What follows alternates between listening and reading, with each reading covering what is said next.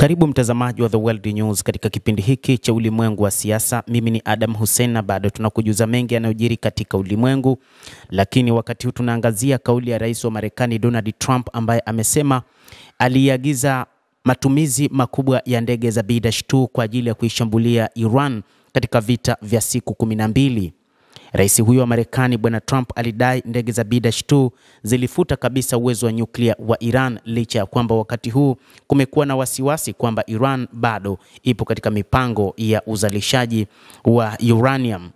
Licha ya kwamba kwa sasa wamesimama na mpango huo, lakini mipango mingi bado inasukwa, huku viwanda karibia 8 vya nyuklia vikiwa katika mipango ya kujengwa kwa kushirikiana na Urusi.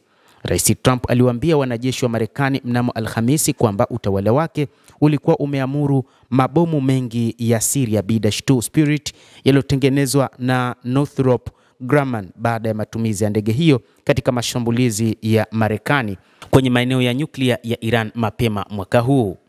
Hata hivyo, rais huyo wa Marekani amesema kwamba washambuliaji hao wazuri wa B-2 walifuta kabisa uwezo wa nyuklia wa Iran. Trump alisema siku ya jana Alhamisi, "Tuliagiza ndege nyingi zaidi kati yao, na sababu tulifanya ni kwamba zilikuwa za kushangaza kabisa.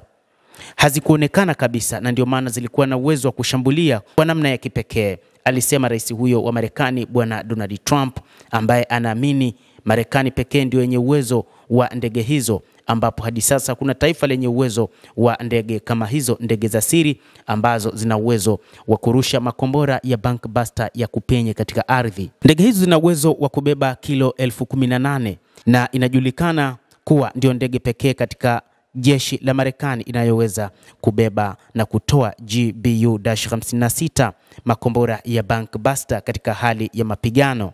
Ni mshambuliaji wa kipekee anayeweza kurushwa na wafanyakazi wawili, kwa maana marubani wawili na kamanda wa mission. Ni ndege yenye nguvu mno na inaweza kufanya kazi bila kuonekana katika mfumo wa rada, na uwezo wake wa kuruka ni kuanzia maili 628 na kuruka kwa saa, na safu iliyojazwa mafuta kwa maili 600 za baharini, sawa na kilomita 11,100.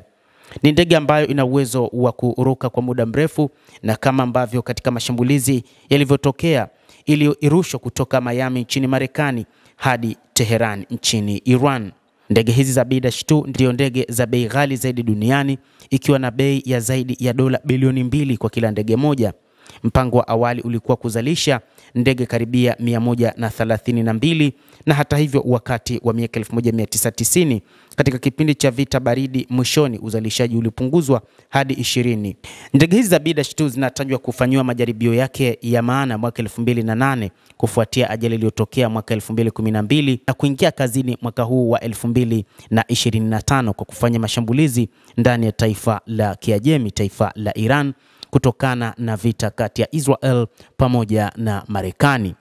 Hata hivi inadaiwa kwamba ndege hizi ni ndege hatari mno, na inadaiwa pia hata baadhi ya mataifa kama vile China na Urusi hawana ndege za aina hii. Ni Marekani pekee hadi sasa yenye ndege za kipekee za B-2 ambazo sasa bado zimekuwa ni tishio, na hata wakati huu wachambuzi wa masuala ya kivita wanaiona Iran kuwa na hofu ikiwa itaingia tena vitani kutokana na uwepo wa ndege hizi, licha ya kwamba Iran inadai imejiandaa kwa vyovyote na kwa namna yoyote, na ni kutokana na kwamba sasa kuna baadhi ya mataifa kama vile Urusi, China na hata Korea ya Kaskazini zimejitolea na ziko tayari kwa ajili ya kuisaidia Iran, na wachambuzi wa mambo wanaenda mbali zaidi kusema kwamba huenda kusitokee tena vita kati ya Israel pamoja na Iran, kutokana na kwamba pande zote mbili zimekuwa na washirika wazito. Upande wa Israel ni pamoja na Marekani na washirika wake wa magharibi, lakini upande wa Iran ni Urusi, China pamoja na Korea ya Kaskazini.